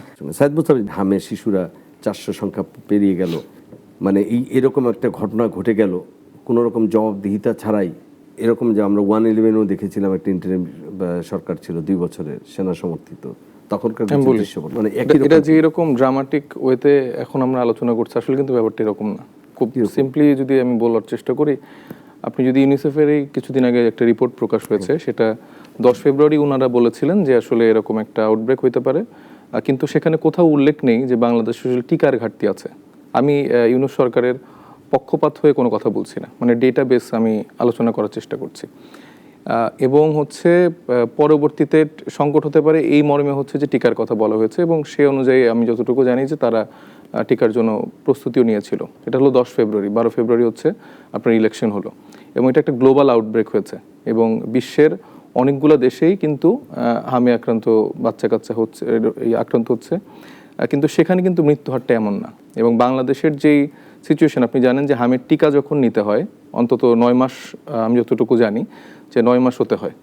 তো এই যে রেশিও, যে 400+ বাচ্চা কাচ্চা মারা গেছে, তারা বেশিরভাগই দেখা যাচ্ছে যে ওই 9 মাস হওয়ার পূর্বেই মারা যাচ্ছে। এর থেকে তো মানে ক্লোজেস্ট কেউ হতে পারে না, বা এর থেকে নির্মম কোনো ঘটনা ঘটতে পারে না যে এরকম 9 মাস বা 1 বছরের মতো এরকম শিশুরা মারা যাচ্ছে। সেক্ষেত্রে সরকারি দল কি করছে, তারা এই আগের সরকারের দোষারোপ করছে। কিন্তু এখন আমার এই ক্রাইসিস ম্যানেজমেন্ট করতে হবে না, আমার সেটার জন্য কোনো প্রস্তুতি আছে? আমি এই যে দুইজন যেই মানে স্বাস্থ্যমন্ত্রী হয়েছেন, দুইজনে অথর্ব। একজন তো আমার আসনে ইলেকশন করছে, তাকে আমি জানি সে কি লেভেলের অথর্ব, এবং তাদের মধ্যে কোনো অনুশোচনা কিচ্ছু নাই। এরা বসে বসে এটাই বলতেছে যে অমুকের তো টিকা দিতে পারে না, কিন্তু এটা টিকার জন্য তো এটা হচ্ছে না। আপনার এখন পর্যাপ্ত পিআইসিইউ ব্যবস্থা আছে কিনা, এই মানে ভাই যেটা বললেন যে আলাদা করে তো একটা ইউনিট রাখতে পারতেন, এরকম ইমার্জেন্সি বেসড। এটা একদম জরুরি একটা মানে সমস্যা বা জরুরি একটা অবস্থার কথা অ্যাড্রেস করে এটা স্বাস্থ্য বিভাগ এটা উল্লেখ করে আগাতে পারতেন। তারা তো এটা করছে না। তারা এখনো বসে আছে যে এটা মনে ডক্টর ইউনূসের দোষ, উনি হামের টিকা নেয় নাই, মেরে খাইছে, এইটা ওইটা। এবং যেভাবে মানে এটা একটা আওয়ামী লীগ ন্যারেটিভও কিন্তু এইদিকে যাচ্ছে যে ইউনূস হচ্ছে বাচ্চাদের খুনি। সো এরকম একটা কিন্তু ন্যারেটিভ দাঁড় করানো হচ্ছে। সো হুইচ ইজ আমার মনে হয় যে ভেরি রং। এবং আমার মনে হয় যে যারা এটা নিয়ে মানে এটা জেনে আমার মনে হয় যে এটা আলোচনাটা আসলে আমি আপনাকে আরো করা উচিত। একটু ইন্টারফেয়ার করি। সেটা হচ্ছে যে আমি যতটুকু জেনেছি, আমার জানা যদি ভুল না হয়, তাহলে হচ্ছে এই টিকাটা আসলে এটা একটা সারা বছরের একটা প্রক্রিয়া থাকে। এবং আমাদের ইন্টারিমের আগের সরকার সময় যে বাজেটটা স্বাস্থ্য মন্ত্রণালয় ছিল, সেখানে এই বাজেটটা রাখা হয়েছিল। এই বাজেটটা খরচ করা হয়নি, এবং সেইটা বলা হয়েছিল যে ইউনিসেফের মাধ্যমে যে টিকাটা কেনা হয়, সেখানে যে কমিশনটা ইউনিসেফকে দেওয়া হয়, এই কমিশনটা সরকার দিতে রাজি ছিল না। এটা আমাদের ইন্টারিম সরকার। এখন আপনি কমিশন না দিয়ে আনতে পারলে ভালো, কিন্তু আপনি কমিশন দিবেন না বা দেশের টাকা বাঁচাতে চেয়েছে, এটা কিন্তু জিনিসটা বিষয়টা এক্স্যাক্টলি এরকমই। সারা বাংলাদেশ না, সারা দুনিয়ায় ম্যাক্সিমাম জায়গায় ইউনিসেফের মাধ্যমেই টিকাটা ম্যানেজ করতে। টিকা তো একটা ম্যানেজ করতে হয়। টিকা তো আপনি ডিরেক্ট চাইলে আমার একটা ফার্মেসি আরেকটা দেশ থেকে আনতে পারবে না। তো ইউনিসেফ এটা দিয়ে আসছে, এবং ইউনিসেফ এটা কমিশন নেয়। ওয়ার্ল্ড ওয়াইড এটি প্র্যাকটিস। সেইখানে বাংলাদেশ সরকারের সাথে আপনি যে ফেব্রুয়ারি চিঠি বলছেন, এর আগে 2টা চিঠি আছে বিভিন্ন প্রত্যন্ত অঞ্চল থেকে, যে সিভিল সার্জনরা কিন্তু তাদের চিঠি পাঠিয়েছে, এবং এই চিঠিগুলোর কোনো রিপ্লাই হয়নি। আমি দায়িত্ব নিয়ে বলছি, কোনো রিপ্লাই হয়নি। কোনটা? স্বাস্থ্য মন্ত্রণালয় চিঠি পাঠিয়েছে। হামের ব্যাপারে? হ্যাঁ, হামের না, আমাদের শুধু টিকা এবং ভিটামিন এ। এখন তো ভিটামিন এরও একই অবস্থা দাঁড়িয়েছে। এবং এটা কিন্তু চাইলেই সরকার যে এমন আসলো যে কালকেই রাতারাতি নিয়ে আসতে পারবে, এই ম্যানেজমেন্ট এটা হয় না। মানে এটা একটা টিকা প্রাপ্তি ওদের একটা নির্দিষ্ট, কিন্তু যেই ডেটা অনুযায়ী যেটা আছে সেটা আমাদের পর্যাপ্ত টিকা ছিল, সামনের 6 মাসে আমাদের লাগতে পারে, এই মর্মে হচ্ছে চিঠিটা দেওয়া হয়েছে। আমি সেটা বলছি। এবং ইউনিসেফের যেটা বললেন আপনি কিন্তু নিজেই উল্লেখ করলেন, এখানে একটা আর্থিক দিকও আছে। হ্যাঁ, অবশ্যই। কিন্তু ওই বাজেটটা তো রাখা ছিল। এখন যদি ধরেন অবৈধ সরকার হোক, যেই সরকারই হোক, আমার আগের সরকার ইন্টারিম সরকার তো একটা চুক্তি করে গেছে, সেই চুক্তিটা নিয়ে তো আমাকে এখন চলতে হবে। আমরা কি যেটা মাসুদ কামাল ভাই বললেন বা আপনিও বললেন যে এটা আসলে এখন ম্যানেজমেন্টটা করা উচিত, মানে আগে প্রতিকারটা। হ্যাঁ, মানে অবশ্যই হ্যাঁ, কিন্তু দুটা দিকে প্রতিকারের পাশাপাশি NCP যদি ক্রয় সংক্রান্ত বিষয়, এটা তো এই প্রশ্ন তো আমরা অবশ্যই তুলেছি। এবং যখন ইন্টারিম গভর্নমেন্ট ছিল তখনকার যিনি স্বাস্থ্য উপদেষ্টা ছিলেন তার ব্যাপারে আমরা প্রোগ্রামও করেছি যে তার হচ্ছে যে অনেক বিষয়ে খামখেয়ালিপনা, বা তিনি যে আসলে সিঙ্গাপুরে থেকে আসলে মানে স্বাস্থ্য মন্ত্রণালয় চালাচ্ছে, এই বিষয়ে আমরা মানে 100টা এরকম বক্তব্য আছে, প্রোগ্রাম আছে। এই বিষয়ে যদি তার মন্ত্রণালয়ের কোনো ঘাটতি থাকে, এটা নিয়ে সরকার আলাদাভাবে একটা বিচারের ব্যবস্থা করুক, সেটা একটা আলাদা। কিন্তু সরকার তো বসে বসে সেটা করছে না। সরকার বলতেছে এটা টিকার জন্য হয়নি, এর দোষ ওর দোষ। এটা তো এখন দোষের উপর সময় না। আপনার ঘরে বাচ্চা মরছে, আপনি কি এখন বলবেন এটা পাশের বাসার অমুক লোক হচ্ছে আমাদের বাসায় এটা দিয়ে যায় নাই, সিলিন্ডার দিয়ে যায় নাই, তাই খাওয়ার রান্না হয়নি, তাই মারা গেছে? এটা তো হয় না। আপনার এখন এই ক্রাইসিস ম্যানেজমেন্ট আপনি করবেন না, সেটা সক্ষমতা আপনার কই? সেটার জন্য আপনার দূরদর্শী চিন্তা কই? সেই জন্য আপনি কি করতেছেন? এটা তো একটার পর একটা মরেই যাচ্ছে। যে দুজন স্বাস্থ্যমন্ত্রী দিয়েছেন, দুজনকে তিনি মনে করেন না যে এটার জন্য খুব সাফিসিয়েন্ট তারা, এবং তাদের ইয়েতে আসলে আমরা কি এখান থেকে বেরিয়ে আসতে পারবো ভাই শেষ মুহূর্তে? কোথেকে বেরিয়ে আসতে চান? না, আমরা বেরিয়ে কোথায় যাবেন? না, এরকম ক্রাইসিসে যেন আমাদের তো শুনেন, আমি বলি আপনাকে, আমি তো আপনাকে শুরুতেই বলেছি এই ঘটনার জন্য এখানে দুটো বিষয়। একটা বিষয় হলো যে এটার জন্য কে দায়ী আপনি খুঁজেন, আর দ্বিতীয়টা হলো যে এদেরকে এখন বাঁচাতে হবে। কোনটা বেশি জরুরি? আগে বাঁচানো, অবশ্যই আগে বাঁচানো। ধরেন আপনার রাস্তার মধ্যে কেউ একজন একটা গর্ত খুঁড়ছে, মানে মেন হলে ঢাকনাটা সে কেউ চুরি করে নিয়ে গেছে, ওইখানে একটা লোক পড়ে গেছে। এখন আমরা মিলে ঝগড়া করতেছি ঢাকনা কে চুরি করছে। আগে বাচ্চাটা আসলে উদ্ধার, আগে তো লোকটাকে উঠাবেন আপনার এখান থেকে, আগে উঠান, তারপরে বিচার করেন। তাহলে প্রথমত হলো এই লোকগুলিকে বাঁচাতে হবে। আর আমি শুরুতেই বলেছি হাম এমন কোনো রোগ না যে রোগ হইলেই আপনি মারা যাবেন। এটাকে ঠিকঠাক মতো ম্যানেজ, বড় এটা বলতে যার জন্য দামি কোনো ওষুধও লাগে না। সিম্পল ম্যানেজমেন্ট ভাই, সিম্পল ম্যানেজমেন্ট। তো আপনি ম্যানেজমেন্টের কাজটা কি করতে পারছেন? করতে পারতেছেন এখন পর্যন্ত? এমন কোনো ব্যবস্থা গ্রহণ করেছেন যা নাকি দেখে মনে হয় যে হামের জন্য আপনি বিশেষভাবে চিন্তিত করেছেন? যেভাবে হেলথ সিস্টেম আগে চলতো ওভাবেই চলছে।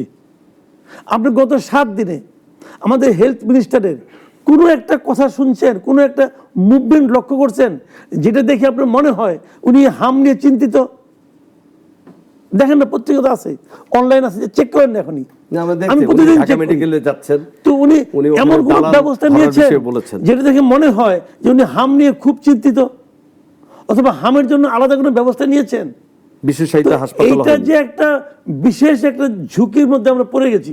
আমি ধরে নিচ্ছি, ধরেন যদি দেশে এখন একটা ঘূর্ণিঝড় হয়, সিডর বিডর কিছু হয় না কতগুলোই, যদি কিছু একটা হয়, তাহলে তো সরকারের একটা হেলথ থাকে, বলে তোমরা ওখান থেকে সরে আসো, অমুক জায়গায় যাও আসো, বলে তো বলছে গভর্নমেন্ট, এ পর্যন্ত বলছে। ওনারা জানে না, এগুলো বুঝে না। তো তাদের মধ্যে কোনো হেলথ তো নাই রে ভাই। আগে এটার সমাধান করেন, তারপরে আমরা বিচার করব। যে কথা সাহেব মুস্তাফিজ বললেন যে তাহলে 9 মাসের কম বয়সে বাচ্চা হামের টিকা দিতে হয় জীবনে 2 বার, একটা 9 মাস বয়সে, একটা 15 মাস বয়সে। আপনারা তো ইনকোয়ারি করবেন, ইনকোয়ারি তো আমাদের করবেন না, ইনকোয়ারি করবেন এক্সপার্টদের দিয়ে, যারা জিনিসটা বোঝে। ইনকোয়ারি করান, কিন্তু ইনকোয়ারি করার জন্য আপনি এখানে একটা ঘোষণা দেবেন, আর যারা রোগী যারা আছে তাদেরকে ট্রিটমেন্ট করার জন্য আপনি একটা ব্যবস্থা নেবেন। দুটো কোনই তো নেই। মাইলস্টোন স্কুলের কয়েকজন অভিভাবক হঠাৎ করে আমরা দেখলাম যে সিএমএম আদালতে তার একটা মামলার জন্য গিয়েছিলেন, তাদের সন্তানদের মৃত্যুর জন্য কয়েকজন দায়ী করে, এবং তাদের মধ্যে কয়েকজন আক্ষেপ ছিল যে আমাদের সন্তান মারা যাওয়ার পরে আমাদের সন্তানের দাফনটা কোথায় হবে, একটা দাফন সৎকারের যে কোনো রাষ্ট্র উদ্যোগ নেবে সেইটুকুও করা হয়নি। এটা আমার সম্বন্ধে জানা ছিল না। যে বাদী ছিলেন তিনি ফেসবুকে লাইভে এসে বলেছেন যে আমাকে এখন হুমকি দেওয়া হচ্ছে, আমি মামলার অপরাধে সন্তানও হারিয়েছি, বিচার চাইতে গিয়ে মামলাও নেওয়া হলো না, এখন উল্টা আমাকে নানাভাবে থ্রেট করা হচ্ছে, কেন আমি মামলা করার উদ্যোগ নিয়েছি। কি বলবেন? প্রথমত আমার কথা হলো মামলাটা নেওয়া উচিত ছিল, এটা আমি মনে করি। কারণ একজন সন্তান হারা পিতা, তার ক্ষোভ, সে মনে করতেছে যে আমার কারণে সে মারা গেছে, তার বাচ্চাটা মারা গেছে, হয়তো এটা ঠিক না, কিন্তু তার যে মনের ক্ষোভটা, এই ক্ষোভটা মেটানোর জন্য মামলাটা নেওয়া উচিত ছিল। বিচার হয়তো, প্রমাণ হয়তো আমি করি নাই, সেও বিশ্বাস করতে এই লোক করে নাই, শেষ হয়ে যেত। মামলা না নেওয়াটা প্রমাণ করে প্রকারান্তরে যে আসলে সে আমাকে বাঁচানোর জন্য চেষ্টা করা হচ্ছে। এটা হলো 1 নম্বর কথা আমার। 2 নম্বর কথা হলো মাইলস্টোনের ঘটনাটা তো আমাদের চোখের সামনে এখনও ভাসতেছে, আমরা দেখতেছি। এটা একটা ভয়ঙ্কর মর্মান্তিক ঘটনা। কিন্তু আমি বলি না এই ঘটনা ঘটানোর জন্য কেউ দায়ী, আমি তা বলিব না। অ্যাক্সিডেন্ট ইজ অ্যাক্সিডেন্ট, কারণ যিনি যার কারণে ঘটছে উনিও তো মারা গেছেন, তাই না? এটা একটা বড় ধরনের একটা দুর্ঘটনা। দুর্ঘটনা সারা দুনিয়াতেই ঘটে, তাই দুর্ঘটনা নিয়ে আমার কোনো বক্তব্য নেই। কিন্তু দুর্ঘটনা ঘটে যাওয়ার পর এই একই রকমের হামের মতো যেভাবে এটাকে ম্যানেজ করার চেষ্টা করা হয়েছে, সেখানে গাফলতি ছিল। আমি একটা ভিডিও দেখেছি, একটা ছেলে, একটা ছোট একটা বাচ্চারে ভাই, সে কোথায় যাবে বুঝতে পারছে না। এই বাচ্চাগুলিকে আমি ঠিকঠাক মতো নিতে পারলাম না কেন? কিসে যাবে? গাড়ি নাই, লোকজন, ভিড়, একটা গাড়ি পাচ্ছে না। ওই সময় নাকি রিক্সাগুলিও নাকি ভাড়া বাড়াই দিয়েছিল, জানেন তো? এগুলি কিন্তু ছিল। সরকার কি পারতো না কয়েকটা হেলিকপ্টার জোগাড় করতে? এখান থেকে তো খুব একটা দূর না বেসটা, 2টা হেলিকপ্টার করে পাঠালে তো হেলিকপ্টারগুলিতে দিয়ে সবগুলো আগুনে পোড়ানোকে যত দ্রুত নেওয়া যায় তত। তারপর আমরা, আমার কথা লাগবে কি হইতো না হয়তো আমি জানি না, আমি তো চেষ্টা করতে পারতাম। আমি কি চেষ্টাটা করতে পেরেছিলাম? আমি কি চেষ্টাটা করতে চেয়েছিলাম? আমরা চাই নাই। এর চেয়ে ভয়ঙ্কর ঘটনা সত্যি কথা বলতে কি, আমি বলি একটা কথা আপনাকে, আমি ডক্টর ইউনূসের এই দেশের মানুষের প্রতি কোনো মায়া নাই, সিম্পল কোনো মায়া নাই। উনি এই দেশের মানুষকে মানুষই মনে করেন না। কয়েকদিন আগে CNN এর প্রতিষ্ঠাতা টেড টার্নার মারা গেছে, এটা নিয়ে উনি 350 ওয়ার্ডের একটা ইলেকশন, একটা শোক কথা, এখন অনেক উনি তার ফ্রেন্ড ছিলেন না কি ছিলেন, কিন্তু ওই এর মধ্যে যে যেদিন দিচ্ছেন ওই দিন পর্যন্ত বাংলাদেশে 314 জনের মতো শিশু মারা গেছে। একটা বিবৃতিও, একটা শব্দ তার মধ্যে নাই। আমি বলছি না উনি দায় স্বীকার করতে হবে ওনাকে, উনি তো এটা বলতে পারতেন এই শিশুগুলি মারা যাচ্ছে, এদের ঠিকঠাক মতো ট্রিটমেন্টটা হোক। একটা কথা বলছেন এই দেশটা নিয়ে। উনি যখন প্রধান উপদেষ্টা ছিলেন তখন ওনার ভূমিকা কিন্তু এরকমই ছিল। উনি মিডিয়ার সামনে আসতেন না, বিদেশি মিডিয়াকে ইন্টারভিউ দিতেন। আর দেশি মিডিয়ার মধ্যে ওনারা যারা খুব ক্লোজ, যারা ওনাকে এনেছেন, বসিয়েছেন, তাদের 2-1জনকে মিডিয়াতে উনি বক্তব্য দিয়েছেন। সাইদ মুস্তাফিজ, আপনি এই বিষয়ে কিছু যোগ করবেন? না, ডেফিনেটলি এটা তো আসলে খুবই মানে যিনি বাদী তিনি এখন হুমকি পাচ্ছেন, মানে এইটা কেমন কথা? আমি যদি শুধু এইটুকু আপনাকে জিজ্ঞেস করি। এটা মোটেও ভালো কোনো কথা না। একজন বাংলাদেশের নাগরিক হিসেবে তার অবশ্যই রাইট আছে সে মামলা করতে পারার, যেটা হলো না। এটা অবশ্যই বর্তমান যারা সরকার আছে, কেন হলো না, কারা হুমকি দিচ্ছে, এ ব্যাপারে অবশ্যই তাদের আমার মনে করি যে পদক্ষেপ গ্রহণ করা উচিত। এবং একদম আসলে ওই স্মৃতিগুলো তো এখন আমরা কেউ বলতে পারি না, যেভাবে বাচ্চাগুলো মারা গিয়েছে। সর্বোপরি আমাদের যে দুর্যোগ ব্যবস্থাপনার যে সিস্টেম, এটা অনেক দুর্বল। আপনি যে কোনো জায়গায় আগুন লাগলে আমরা ধরেই নেই যে আসলে মৃত্যুর সংখ্যাটা কত হবে, এখান থেকে যে কাউকে রেস্কিউ করা যাবে বা ওই মেন্টালিটি আমার মনে হয় না যে আমাদের কারোরই আছে। এবং আমাদের দেশের মানুষও দেখা যাচ্ছে যে ওই সময়টাতে অনেক ক্ষেত্রে অনেক ভিডিও করে বা আরও প্রতিবন্ধকতা অনেক সময় সৃষ্টি হয়। কিন্তু এখানে তো আসলে এই ক্রাইসিস ম্যানেজমেন্টের জন্য বিশেষায়িত কিছু মানুষ থাকবে, ফোর্স থাকবে, যারা এই টাইমগুলোতে উদ্ধার করতে পারবে। সাইদ মুস্তাফিজ নিজেই একটা প্রসঙ্গ অবতারণা করলেন যে প্রাইম মিনিস্টার নিজে যেটা বলেন কিন্তু তার সাথেই তার কার্যক্রমে মিলে না, বা তার মন্ত্রীদের দপ্তরের কার্যক্রমগুলো মিলছে না। তিনি পুলিশ সপ্তাহের উদাহরণ দিয়েছেন, পুলিশের আনুগত্য, ঢাকার ডিআইজি যেটা বললেন, এটা আমিও শুনেছি, আপনিও শুনেছেন, এটা সামাজিক যোগাযোগ মাধ্যমে বেশ আলোচনায় আসলো। সেই একই তো অবস্থা দাঁড়ালো পুলিশের। একইভাবে আপনি দেখেন যে ঢাকা বিশ্ববিদ্যালয়ের সমস্ত বিশ্ববিদ্যালয়, উনি বলছেন দলীয় রাজনীতি, শিক্ষক আসার কারণে র্যাঙ্কিং কমে যাচ্ছে। কিন্তু এটা শুধু তারেক রহমান সাহেবের সময় যে হয়েছে তা না, আমরা ইন্টারিম সরকারের সময় দেখেছি একজন ভিসিকে এসেছেন, তিনি একটি বিশেষ রাজনৈতিক দলের সমর্থক হিসেবে ছিলেন, এবং আগের সরকারের আমলগুলোর প্রত্যেকেই তার সময় নিজের আসে। এবং শিক্ষকরা একটা সাদা দল, একটা নীল দল, এই 2 দলে বিভক্ত। ছোট করে যদি এটা বলেন যে অন্য দেশে আমি তুলনা করবো না, কারণ কি শেখ হাসিনা তো চাইছে ওখানে তার লোক থাকুক। ইন্টারিম গভর্নমেন্টের আমলে তাদের আলাপ বাদ দেন, কারণ তা তো একটা জগা খিচুড়ি গভর্নমেন্ট, ওটা আলাপ বাদ দিলাম আমি। এটা তো একটা পলিটিক্যাল গভর্নমেন্ট, রেগুলার গভর্নমেন্ট। এখানে প্রধানমন্ত্রী নিজে বলতেছেন যে কথাটা, শুনেন, আমি কি সব লোককে অবিশ্বাস করব? আমি কি সব লোককে বাতিল করে দেবো? আমার তো কাউকে না কাউকে ধরতে হবে, জানেন, এই লোকটাকে উপরে আমি আস্থা রাখতে চাই। আমি এখনও বলতে চাচ্ছি, আমি প্রধানমন্ত্রীর উপর আস্থা রাখতে চাই। একজন দেশটা তো তারা দিয়ে রাখছি, আমি বিশাল একটা নৌকার মধ্যে বসে আছি, উনি হাল ধরে আসছেন, অন্য সময় দাঁড় পাচ্ছে, নৌকাটা কোন দিকে যাবে কে ঠিক করবে, যিনি হাল ধরে আছেন। তো আমি ওনার উপরে আস্থা রাখতে চাই, রেখে আমি বলতে চাই যে আপনি যা বলেছেন তা যে হচ্ছে না, এটা প্লিজ একটু দেখেন, এবং কেন হচ্ছে না তার একটা অ্যাকশন নেন। আপনি খালি সাধু সন্তের মতো খালি বলে যাবেন, আর কেউ আপনার কথা শুনবে না। পোপের মতো, পোপ কিন্তু অনেক কিছু বলে, তার কথা কেউ শুনে না। আপনি পোপ হলেন না ভাই। বুঝতে পেরেছি। মানে আমি একটা কথা বলে শেষ করি, নির্বাচনে জিততে হলে আপনাকে ভালো বাগ্যী হতে হয়, সুন্দর করে বক্তৃতা দিতে হয়। নির্বাচনে বিজয়ের পরে আমরা কিন্তু আর নেতা চাই না, আমরা তো একটা ম্যানেজার চাই, আমরা একটা গুড ম্যানেজার চাই, যে ম্যানেজার নাকি দেশটাকে ম্যানেজ করবে। তো আমি তারেক রহমান সাহেব নির্বাচনের আগে খুব সুন্দর বক্তৃতা দিচ্ছেন, মঞ্চের মধ্যে দাঁড়ায় বলছেন গুড। ওনার ওই বক্তৃতার কারণেই আমি ধারণা করি দল জিতছে, অনেক কিছু করছে, যাই হোক হয়েছে, ওই চ্যাপ্টার ক্লোজ। এখন ক্ষমতায় উনি চলে আসছেন, আমি ওনার ম্যানেজারিয়াল যে ক্যাপাসিটিটা এটা এখন দেখতে চাই। ধন্যবাদ সাইদুল তাবিজ। মাসুদ কামাল তার মতো করে তিনি বলেছেন। আপনাকে একটা জিনিস, আপনি ফরহাদ মাজার সম্পত্তি একটা জিনিস বলেছেন যে আজকে যা কিছুই আলোচনা হবে, যা কিছুই পরামর্শ হবে, যত কিছু মানে না পাওয়ার বেদনা হবে, এর জন্য একটা বড় অংশ দায় দিয়েছেন এনসিপি তরুণ ছাত্র নেতাদের, যারা সরকারের এই সময় ছিল এবং তারা পরবর্তীতে একটা দল করলো, এবং যে পর্যায়ে ইউনূস সরকারকে বিশ্বাস করে যেভাবে তাদের কাছে ক্ষমতা দিয়ে সংস্কারের নামে আলী রিয়াজের যে কমিশনকে দিয়ে একটা দীর্ঘদিন টালবাহানা করিয়ে যেটাকে করেছে, এটা শুধু আপনাদেরকে শিশুকে যেভাবে বুঝ দেয় বড়রা, সেভাবে বুঝ দিয়ে এইটা আসলে আমেরিকার পরামর্শেই একটা ক্ষমতার রেজিম চেঞ্জ হয়েছে। এবং এনসিপি ঠিক জুলাই যে যোদ্ধাদের প্রতিনিধি হিসেবে তখন আর তারা দলটা করার পরে তারা আর প্রতিনিধি থাকলো না, তারা শুধু নিজেদের একটা সাইড। এটা ফরহাদ মাজার সাহেবের একটা ভাষ্য, এটা তিনি সম্প্রতি একটা টেলিভিশন টক শোতে এবং বিজনেস স্ট্যান্ডার্ডের একটা শোতে তিনি বলেছেন। সেই জন্য আমি জিজ্ঞেস করছি, কারণ উনিও আপনাদের সাথে বিভিন্ন জায়গায় গেছেন, বিভিন্ন জায়গায় ইয়েতে করেছেন, আপনি কি বলবেন? আমি বক্তব্য সম্পর্কে আসলে ওয়াকিবহাল না, যদি বলে থাকে এটার সাথে আমি কিছু পয়েন্টে একমত পোষণ করবো, কিছু পয়েন্টে একমত পোষণ করছি না।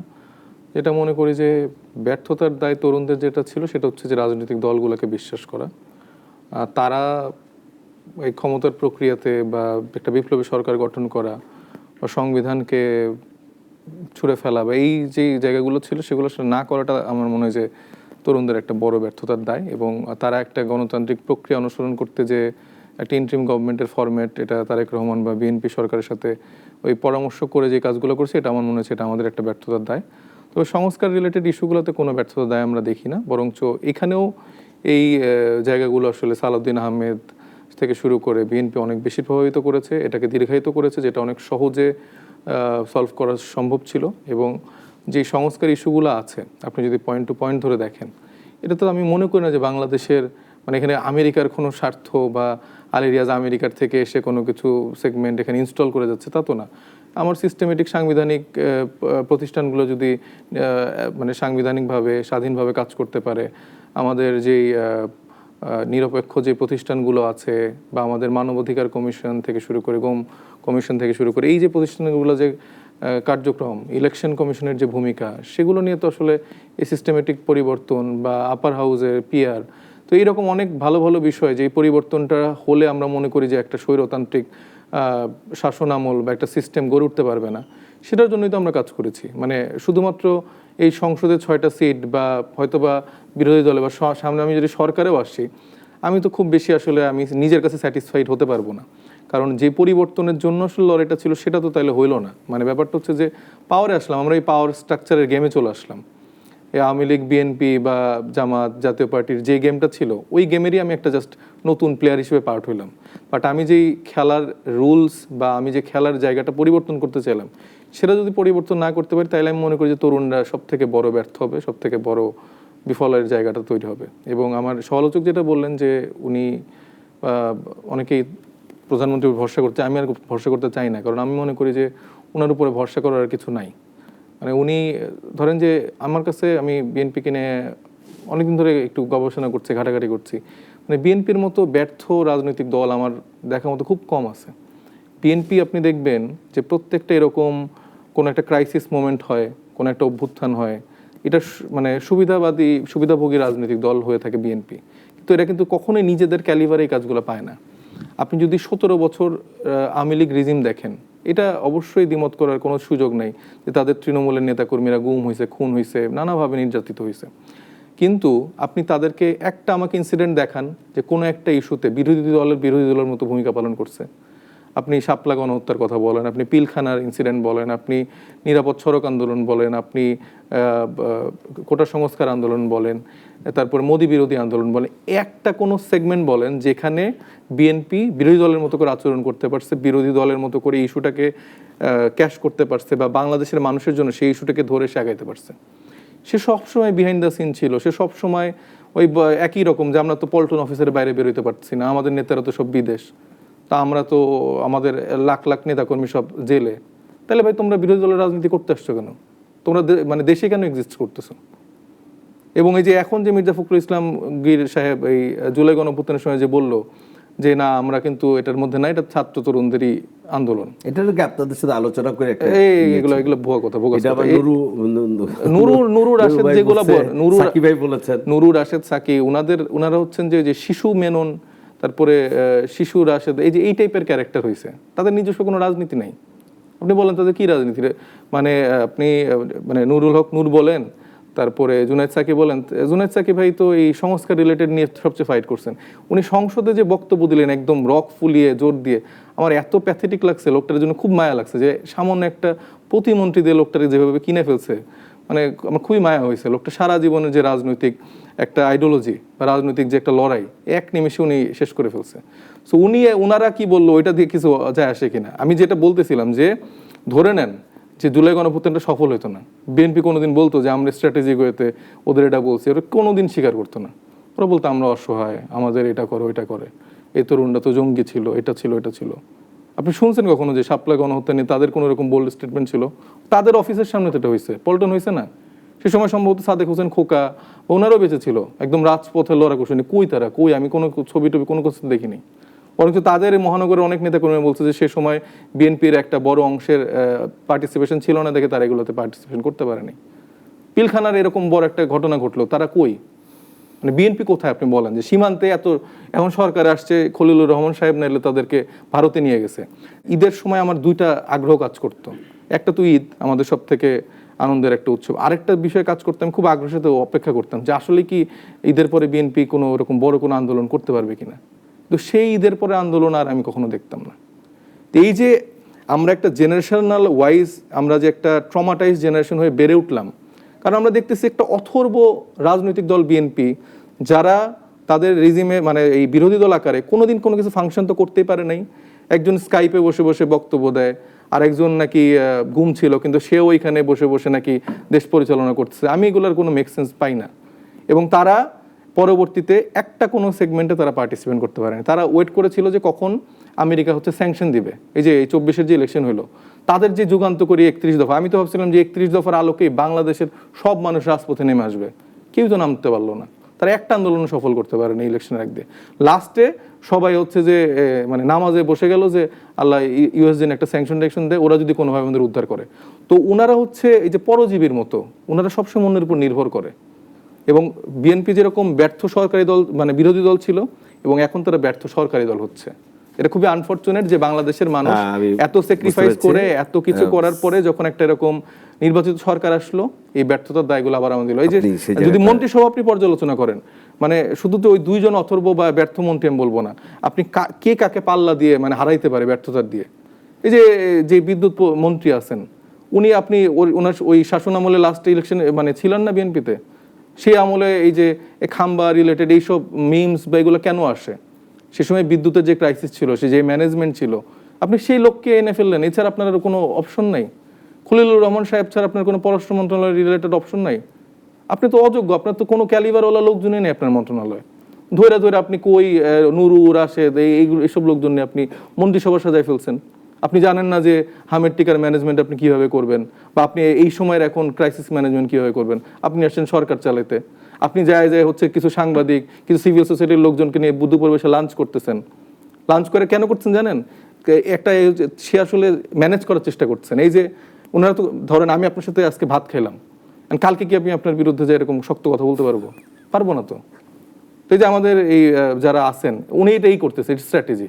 ওই দুপুরবেলায় পুঁই শাক, এই মেনুটা খুব সিম্পল, মানে এই যে এগুলো সব লোক দেখানো জিনিসপত্র। ওই জাহিদ ভাই তো আমি দেখছিলাম যে মেনু দিছে যে 200 না 250 টাকা, যেটা আগে নাকি কয়েক হাজার টাকা ছিল। তো এইগুলা কি ভাই বাংলাদেশের মানুষের জন্য কাজ করেন। আপনাদের যে ব্যর্থতার দায় নিয়ে এই তরুণরা মারা গেছে, এটা তো মানে আমার তো আজকে রাজনীতিতে এরকম করে মেইন স্ট্রিমে আসার কথা ছিল না আসলে। এটা তো তাদের ব্যর্থতার দায়ের জন্য এই তরুণরা হচ্ছে যে এনসিপি গঠন করছে। এটা আমাদের ভুলতে তাদের উপর আমরা আসলে বিশ্বাস করছি। আসলে 3 মাসের সরকার, নিশ্চয়ই আমরা সেই সরকারের কাছে সেই প্রত্যাশা করবো। মাসুদ ভাই, আমরা সামনে কি ভালোর দিকে আছি, নাকি আবার একটা সংকট, অর্থনৈতিক সংকট হোক বা আমাদের যে কোনো, কারণ বিশ্বজুড়েই নানা রকম সংকট আছে, প্রাকৃতিক দুর্যোগ থাকে, কিন্তু তারপর আমরা তো ভালোর দিকে যেতে চাই। বিশাল একটা জনসংখ্যা আমাদের, সব কিছু মিলিয়ে বাংলাদেশকে আপনি আসলে কোন জায়গায় আপনি দেখছেন? দেখেন, আমরা যদি কোনো ভালো কিছু নাই দেখি, ভালো যদি আশা নাই করতে পারি, তাহলে তো বাঁচার কোনো অর্থ হয় না। মানুষ তো ভালোর আশা নিয়ে বাঁচে, তাই না? তো সামনে এখন আপনি আমাদের বলেন যে কীভাবে আপনি ভালোটা চান। আমি আগেই বলেছি, কিন্তু আমি যদি সবাইকে বাতিল করে দিই তাহলে আমি বাঁচবো কি নিয়ে? তাহলে তো মাঝ সমুদ্রে আমাকে নৌকা থেকে লাফাই পড়তে হবে। আমি জানি নৌকা হয়তো ওপারে যাবে না, কিন্তু তারপরে তো শেষ পর্যন্ত চেষ্টা করতে হবে। এবং আমি সেই ভরসাটা রাখতে চাই। আমি তারপরেও আমি বলতে চাই যে আমি প্রধানমন্ত্রীর উপর ভরসা রাখতে চাই। আমি চাই যে একটা সমাধান হোক, ভালো কিছু হোক, ওনারও উপলব্ধি হোক যে এই লোক দিয়ে হবে না রে ভাই। ধন্যবাদ। সাইদ মুস্তাদ, আমি 20 সেকেন্ড জিজ্ঞেস করি, কার উপর ভরসা করবেন যদি তার উপর ভরসা না করেন? এনসিপির উপর ভরসা করবে। মানে এনসিপি সেই জায়গাটা আপনি মনে করেন যে এখন চলে এসেছে যে এনসিপি একটা যা চিন্তা করছে সেরকম একটা বাংলাদেশ গঠন করবে 17 বছরের বা তার আগের বছর 54 বছরে যা হয়নি সব এনসিপি করতে পারবে? জি, ইনশাল্লাহ আমরা আসলে হোপফুল আমাদের নিজেদের ক্যালিবার নিয়ে। কারণ আমাদের সাথে শুধুমাত্র আমরা রাজনৈতিক দলের সঙ্গে শুধু তা না, এরকম অনেক বড় একটা জেনারেশন আমাদের বন্ধু, আমাদের সহপাঠী, যারা উচ্চশিক্ষার জন্য বিদেশ যে দেশের এই পরিস্থিতির জন্য আর কখনো ফিরে আসার প্রয়োজন বোধ করেনি, তারা আমাদের সাথে একটা বড় অংশে কানেক্টেড। যারা দেশ পরিচালনার জায়গাগুলো জানে, কোন মন্ত্রণালয় কিভাবে সামলাবে, কোথায় কিভাবে কি ফাংশন করতে হবে। নিশ্চয়ই জনগণকে এটা আসলে বিশ্বাস করতে হবে, এবং জনগণ যেদিন বিশ্বাস করবে সেদিনই আপনারা আবার।